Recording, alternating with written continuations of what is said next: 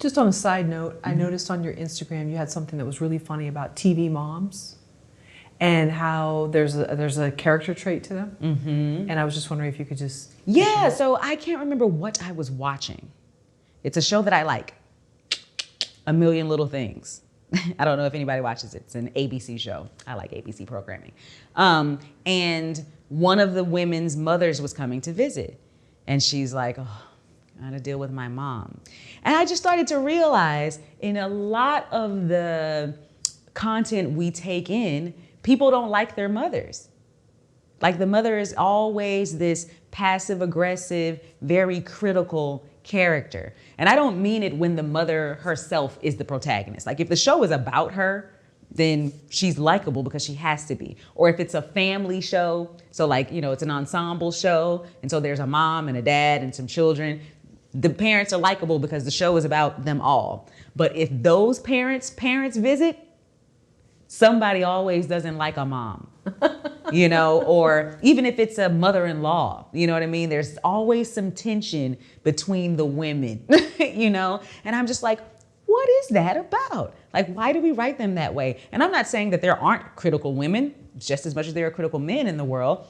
But I'm like, I don't know anyone personally who has that kind of a relationship with their mother. That if their mother were to show up, the first thing they would think is, you know, like like, sure, if your mom starts being mom, you know, then yeah, you're like, okay, mom, I'm an adult. You know, you get into that kind of place of like, I know how to do it. It's okay. I don't need you to tell me kind of thing. Right. But the whole just like, you know, I can't stand my mom. I don't want her to come around. She's always so critical. Like she doesn't even realize she's this critical and why. And I'm just like, we always end up writing our mother characters that way. And one of the reasons I think we do that is because those are movie moms. And so when we write movies, we think, oh, she's supposed to be this way. This is how, you know, we write moms. And it's just like, but is your mom that way? Is your mom that way? Is your friend's mom that way? Like, are there any moms? The mom is always like the antagonist, you know? Well, I'm seeing a lot of commercials that are like reinforcing you can still be a cool mom. And so, I'm not a parent, but like, oh, I didn't know that was a thing. Yeah, like, okay, so that's really important for moms to be considered cool moms. Yes, to be considered cool. And I think it's because they don't want to be considered critical or, you know, passive aggressive or whatever these things are. So it's like being cool is now a thing. And I'm like, yeah. And I don't think we realize how much our industry plays a part in what we're pushing as what a mom is. You know what I mean? I think in the Gilmore Girls, was it Perry Gilpin's character? She was a cool mom, wasn't she? I think so. I don't remember, right? It was so long ago. Yeah. But I think their whole thing was she had her daughter at a young age. So she was a cool mom, but that's what made her not cool, is that the daughter was more of the mom than the mom was. Okay. So it was like, sure, she's not this overly critical, blah, blah, blah. She's the irresponsible one, though. Right. You know, between them, you know. Gotcha. Okay. But in The Nanny, that could probably be Fran Drescher's mom. Great character. But I think there was more of that dynamic. Yeah. There. Yeah. Like, think about Everybody Loves Raymond and the parents across the street. Right. You know, it's like, yeah. I mean, the thing is, she's funny and everybody likes her and blah, blah, blah, blah. But all of the adult children are like, oh, mom, you know. Sure. And even if you go to some of the 80s comedies, like the John Hughes and stuff, you could see, there would be that the parents were, right, you know, like Pretty in Pink or what, you know, just the parents were people that were not accessible. You couldn't talk to them. And I think that's another reason why a lot of teen shows don't even have parents like present.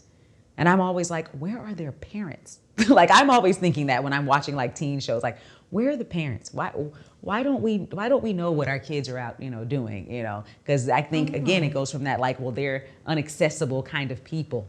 So we just kind of keep them in the backdrop. And every now and again, like when I watch 13 Reasons Why, I'm always wondering like, where are the parents?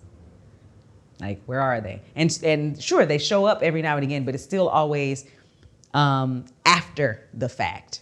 You know what I mean? And I'm just always thinking like, when all of these decisions are being made and these kids are in your house and all this, like, where is everyone? So yeah, it's kind of a thing. And then what about the role of the dad?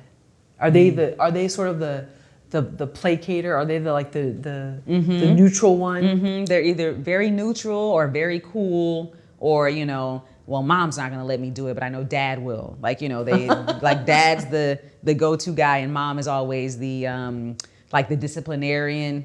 You know what I mean? Because then you have your daddy's little girls, or then you have the dad and son are like really cool because they you know, relate and you know, go to events together and blah blah blah. And the mom's always just like so prickly, no one wants to hang out with her. Right. She's at home. Or even like when I'm watching The Americans, I haven't finished it. I don't even know what season I'm on. But they're getting a divorce, and the children automatically blame the mom, automatically. And it was just like, what?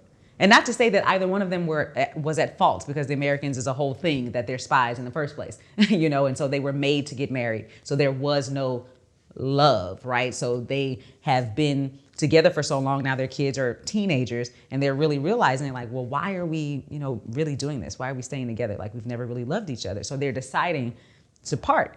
And the teenage daughter automatically was like, it's your fault, mom. Not dad's fault. And it's just like, what? Like, where does this come from? Yeah.